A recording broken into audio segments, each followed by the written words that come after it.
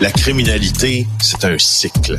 Et tu vois, le nouveau procès va se dérouler sans qu'aucun témoin ne se présente à la barre. L'histoire des criminels racontée par l'unique journaliste d'enquête, Félix Séguin. Bonjour Félix. Bonjour Mario. Je vais qualifier ça d'une stratégie risquée pour la FTQ Construction de se lancer, bon, évidemment, qui sont pas contents contre le journal, contre le bureau d'enquête, d'avoir eu les comptes de dépenses exposés, puis les scotch à 55$, puis là, aujourd'hui, c'est les pick-up, les camionnettes fournies à plusieurs de leurs membres. Mais là, on se dit, OK, mise en demeure, poursuite judiciaire, on veut partir en guerre contre le journal. C'est assez curieux. Le Journal de Montréal, le bureau d'enquête duquel je fais partie, Jean-Louis Fortin, Sarah Maud Lefebvre, nous ont amené il y a quelques semaines une enquête nickel. Comme les anglophones diraient quand ils parlent de journalistes, là, basée sur des hard facts, des faits inaliénables, indiscutables, c'est-à-dire les comptes de dépenses facture à l'appui. Certains membres de l'exécutif. Facture à l'appui. Et ça a démontré, au fond, ce que la FTQ Construction fait avec l'argent de ses cotisants. Il y a 300 000 travailleurs de la construction au Québec. C'est la FTQ Construction qui en représente le plus, 70 000. L'argent des comptes de dépenses et l'argent qui est dépensé par l'exécutif, c'est l'argent qui est prélevé sur la paie des travailleurs. Alors là, il y a une nouvelle série de reportages ou un nouveau reportage maintenant qui porte sur les camionnettes que se font payer les membres de l'exécutif aussi de la FTQ. Certaines camionnettes de luxe, à 80 000 pièces là, hein, c'est de luxe là, avec des options, puis tu sais, amène-en, puis tout ce que tu voudras. C'est la seule centrale syndicale qui procède ainsi. Ben imagine-toi que 2 jours après que nos très vaillants journalistes aient posé des questions sur ces autres dépenses du syndicat, ben ils ont reçu une mise en demeure. Alors Mario, les enjoignants à ne pas publier. Dans le fond, les enjoignants à ne pas publier les informations. Puis de cesser de publier. Je veux dire, en fait, ce qu'elle contient, en gros, cette mise en demeure-là. Et je cite, la mise en demeure, nous estimons que, en tentant de soulever à nouveau la question des politiques internes de remboursement de dépenses dans un éventuel article, alors que la question a déjà été soulevée, le Journal de Montréal agirait de manière harcelante et abusive. Autre citation, blablabla, préambule, là, mais à partir du moment que vous êtes informé de ces faits, d'ailleurs, faute de syntaxe dans ça, puis de forme, votre travail journalistique d'informer le public a été complété. Mais j'ai jamais vu ça. C'est comme si dans un ministère, il y avait du gaspillage. Mettons, je sais pas, au ministère des Transports, il y a du gaspillage. Puis si t'as parlé du gaspillage du matériel de bureau, la semaine d'après, tu pourrais plus écrire un article sur le gaspillage des véhicules. Parce que là, t'as déjà écrit là-dessus une fois, là. Oui. Et non pas que ça. Est-ce que la FTQ Construction puis le cabinet d'avocats qui a été mandaté par la centrale syndicale, ce sont les rédacteurs en chef du Journal de Montréal ou du bureau d'enquête qui disent qu'eux autres décident là que on parle plus de ça. Consommé, c'est fait. On parle plus de ça. C'est Danny Doucet, le rédacteur en chef du Journal de Montréal. Ouais. Qui choisit de publier puisque tu le nommes, je vais me permettre de dire qu'il n'est pas tellement le genre de type qu'on fait taire avec des mises en demeure.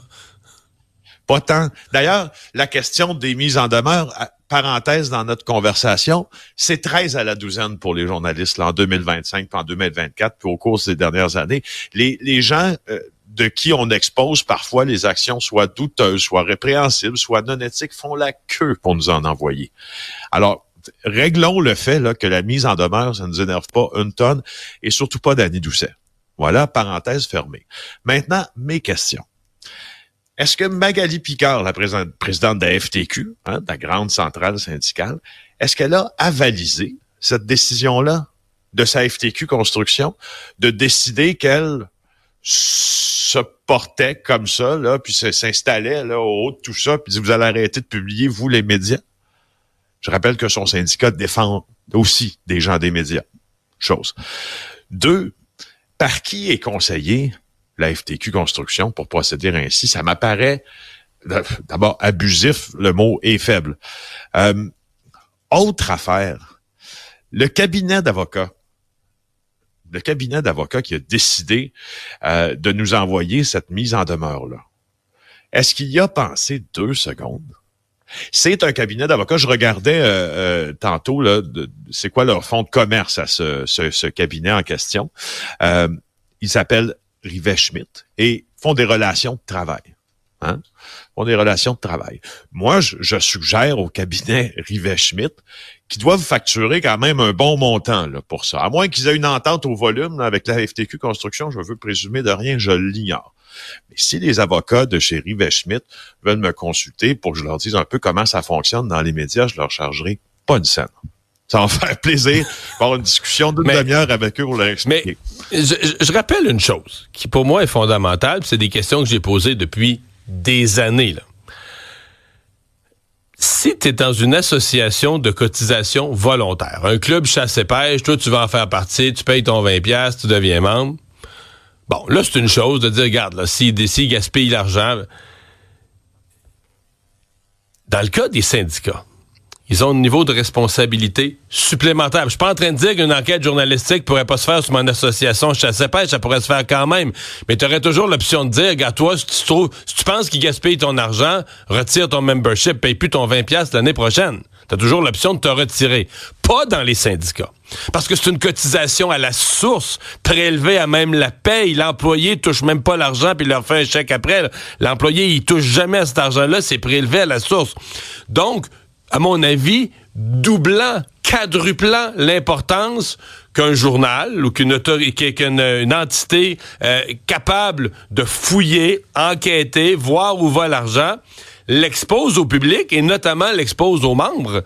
C'est ça aussi. Ce que la formule RAND oblige, c'est ça aussi.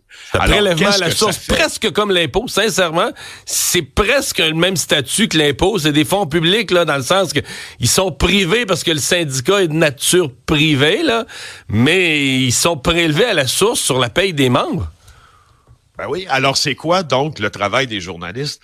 En général, là, c'est d'enquêter sur les décideurs, les gouvernants, les gouvernements, leurs dépenses et ce qu'ils font avec l'argent qu'ils prélèvent, exemple, de nos impôts.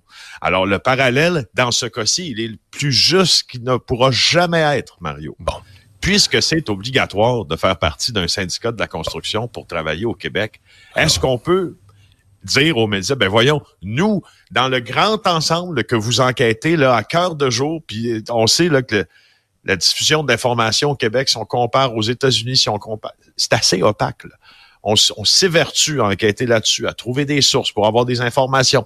Dans le cas de la FTQ, des comptes de dépenses. Alors, raison de plus. Tu sais, eux autres, pour moi, ils appartiennent, en tout cas dans ce cas-ci, là, je les situe au même niveau que si on faisait une enquête sur le gouvernement, parce que les travailleurs n'ont aucune question, à part en assemblée extraordinaire une fois par année, à poser sur nécessairement qu'est-ce qu'on fait avec leur cotisation. Nous, on pose des questions aujourd'hui à la place du gars qui s'en va, puis met ça dans son sandwich, dans sa boîte à lunch ou son thermos, puis il s'en va travailler. Puis ils vont dire, à quoi ça a servi ces cotisations-là? Ben, c'est une bonne nouvelle pour eux autres. Ça a aussi servi à claquer des frais d'avocat pour nous dire qu'est-ce qu'on devait publier ou non. C'est incroyable. Mais, conclusion de notre discussion, ils ont envoyé une mise en demeure pour pas que ce soit diffusé. Et l'histoire des pick-up est à pleine page. est à pleine page dans le journal ce matin. Donc, la mise en demeure a obtenu sa réponse. Bon, retour sur le Canada. On avait, dans l'entente avec Trump, on avait dit que le Canada allait faire comme les États-Unis et mettre les cartels. On avait dit les cartels mexicains, les cartels de la drogue sur la liste des entités terroristes. Alors là, la liste est sortie de quelles? Parce que c'est une chose de le dire en général, mais il faut spécifier ensuite de quelles organisations on parle. Oui, justement. Alors, cette fois, là, puis tu ne m'y prendras pas deux fois, mais je pense que le ministère le gouvernement du Canada puis le ministère de la Sécurité publique a fait un travail d'éducation assez bon, qui se compare au travail de la DEA américaine qui met en ligne plusieurs informations sur les activités criminelles qui soupçonnent être attribuées au cartel. Alors, les cartels que le Canada a décidé de placer sur la liste des entités terroristes, ils jouent un rôle central dans la production de drogue, bien sûr. Je pense que vous l'avez vu dans l'émission JE là, tout récemment. Puis on en nomme certains. Et ce qui est bien intéressant dans ça, c'est qu'on détaille leur niveau d'activité. Il y a le cartel du Golfe. C'est probablement l'un des plus importants dans le nord du Mexique, différentes factions. Et puis là, il y a la famille Michoacán. La famille Michoacán, on en parle un peu moins dans l'état du Michoacán. Et donc, c'est un cartel qui partage une idéologie fondamentaliste chrétienne. Ça, je suis persuadé qu'il y a peu de gens qui le savaient, là. Ça met l'accent sur leur droit divin de mener leurs activités. T'imagines? Puis leurs activités. Et qui sont mandatés par Dieu pour vendre de la drogue. Exact. Hein, alors, c'est intéressant, un peu comme les Américains, la Mara Salvatrucha, le MS-13, le fameux MS-13, là, qui est un gang extrêmement violent au Salvador, mais qui est pas né au Salvador, qui est né dans les rues de Los Angeles. Mais disons, là, l'incubation de ce gang-là, c'était à Los Angeles, puis le développement beaucoup plus au Salvador. Un gang qui a la vie très dure, hein, présentement, là, parce que le groupe a développé des camps de formation, exemple de style militaire. Ils sont armés aussi avec des fusils de type militaire. Puis, sauf que là, avec les nouveaux dirigeants du Salvador, on a décidé de mettre fin un peu au party, puis ça commence à fonctionner.